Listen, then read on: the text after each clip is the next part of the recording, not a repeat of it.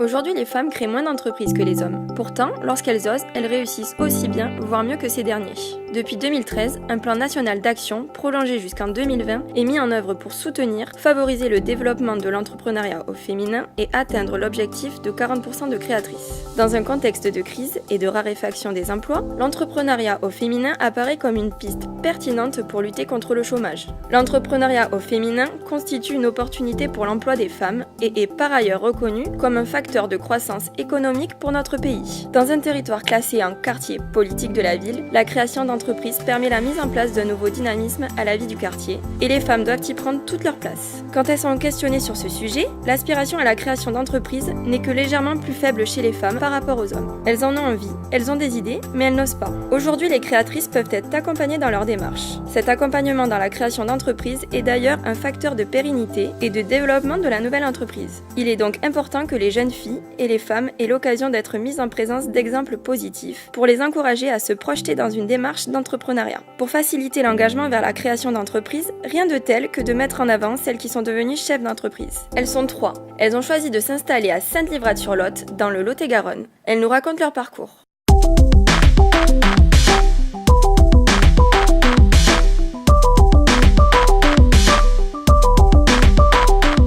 Je suis peintre en décor muraliste, ce qui consiste à réaliser des trompe-l'œil, des fresques, des décors peints, mais aussi tout ce qui est imitation de matière, effet de matière. Donc ça va aller du faux bois, faux marbre, fausse rouille, faux bronze, tout ce type d'imitation. On peut être amené aussi à faire de la restauration de meubles et des illustrations comme des tableaux, etc.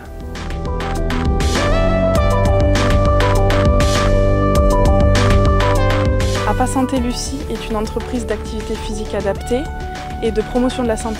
Je suis enseignante d'activité physique adaptée et j'ai suivi une formation STAPS avec une spécialité activité physique adaptée et santé. C'est tout ce qui est la mise en mouvement des personnes par le biais des activités physiques ou du sport et donc de tous les publics spécifiques, comme on peut dire les publics en situation de handicap, les seniors, les femmes enceintes, ou toutes les personnes qui ne peuvent pas pratiquer dans un cadre normal. Mon restaurant s'appelle Le Rendez-vous des Saveurs et je suis arrivée ici en octobre 2012.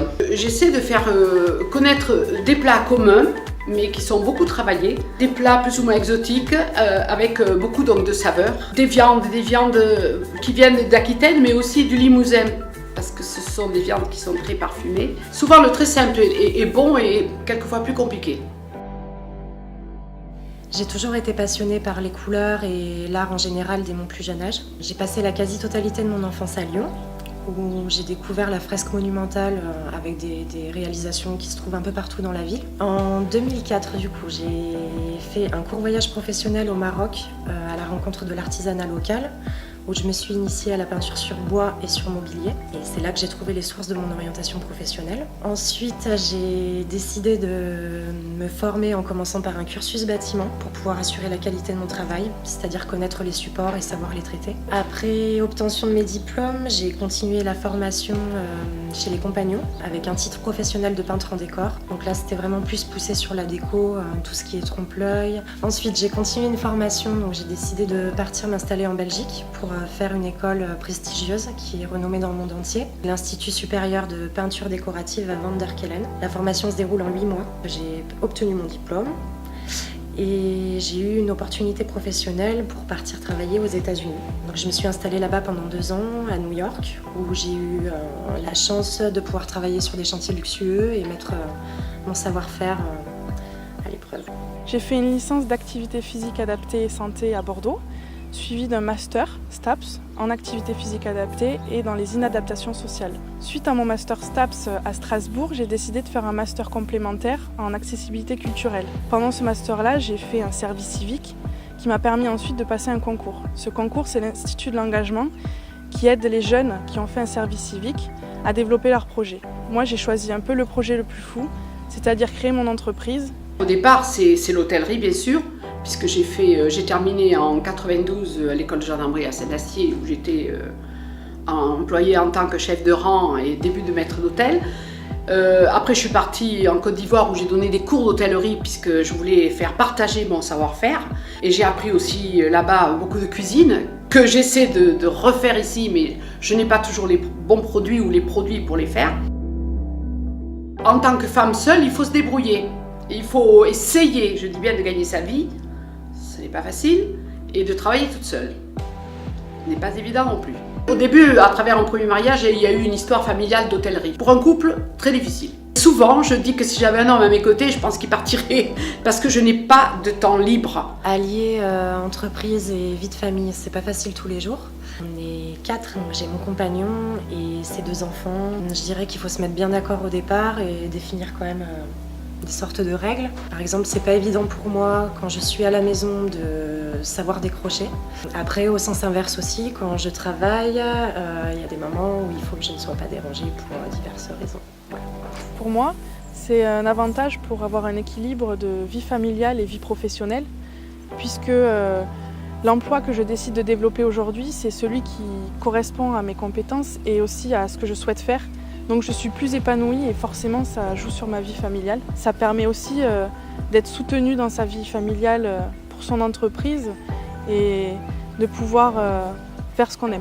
Je pense que la personne qui est avec nous, notre conjoint, est importante dans le sens où si elle nous soutient, ça peut nous porter et nous aider à nous développer. Comment les femmes sont vues par les hommes dans le travail. Dans le domaine du bâtiment, j'ai déjà été confrontée à ça en étant apprentie, donc tout dépend de l'homme en fait. Il y a différentes personnalités, mais c'est vrai qu'en tant que femme, dans le domaine du bâtiment, en tous les cas, on doit sûrement s'affirmer davantage, faire un peu plus ses preuves aussi parfois. Mais il y a aussi la chose inverse où on va être chouchoutée parce qu'on est une femme. Il y a beaucoup d'égalité au niveau de l'homme et de la femme dans cette passion. Vous avez des gens qui sont passionnés comme moi et qui font les choses aussi bien que moi. Mais il y a une touche féminine, comme l'on dit. Les hommes me regardent très bien et m'apprécient et on me le dit en permanence. Donc, je trouve que je suis bien perçue. La plus grande difficulté pour moi au départ, c'était de me dire que j'allais me lancer en entreprise et surtout les questions de mon entourage. Parce que dans la représentation qu'il y avait, l'entreprise, c'est pas forcément un emploi stable. Sur ce point-là, j'avais pas forcément de connaissances et j'avais un peu peur justement de ce qui pouvait m'attendre. Tous les jours, je me dis encore, j'espère qu'ils vont le trouver bon, j'espère que mes plats vont leur plaire. C'est un métier où on se met en question tous les jours, ça je puis vous l'assurer, parce que tous les matins, je me remets en question. La barrière psychologique, pour moi, ça a été le manque de confiance en soi au début. Après, je dirais que c'est un travail au quotidien aussi et de longue haleine. J'ai créé mon entreprise en février 2012. Depuis, j'ai fait un bout de chemin. J'ai fait un chantier en déplacement, c'était le Moulin de Madame. Donc on est intervenu sur des ornementations, tout ce qui est peinture décorative et tout ça. Et à ce moment-là, j'avais du travail qui s'offrait à moi, donc plusieurs propositions.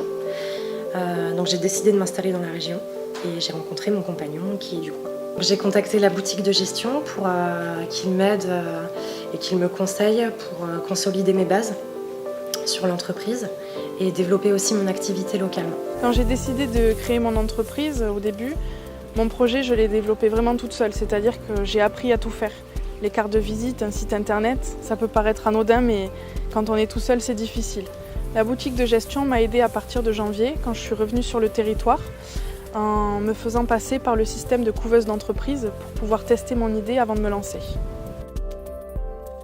Dans quelques années, j'aimerais pouvoir avoir un local à moi, pouvoir développer les cours collectifs mais aussi l'accompagnement individuel avec du matériel un peu plus poussé. Dans l'idéal, dans 10 ou 15 ans, j'aimerais pouvoir ouvrir un espace santé avec des professionnels et pouvoir proposer une salle et une offre en activité physique à tous les publics. J'ai transféré du coup mon entreprise quand je me suis installée dans la région du Lot-et-Garonne.